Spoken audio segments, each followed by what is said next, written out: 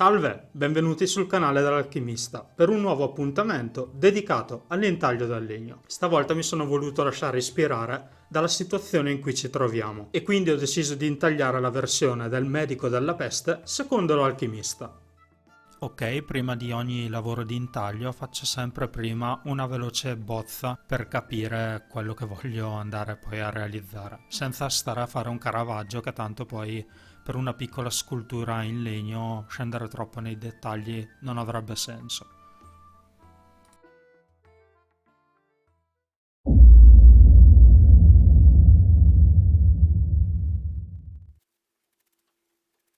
Vorrei che il medico non avesse propriamente le fattezze storiche.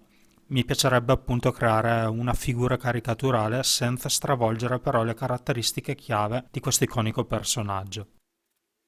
Ho deciso di intagliare un medico della peste appunto per il fatto che penso sia un'immagine molto adatta alla situazione che stiamo vivendo.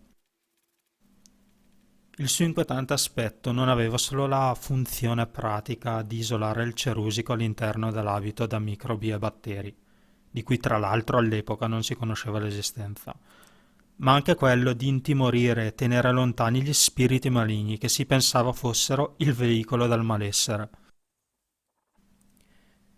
Si ha notizia del pestifero dottore sin dal Medioevo, anche se poi nel corso del tempo comunque questa figura si è evoluta. Le caratteristiche con cui lo identifichiamo oggi comunque sono una maschera in pelle con un grande becco adunco, con due taglie ai lati per lasciar passare l'aria, filtrata poi all'interno da garze imbevute di profumi, aceto e altro.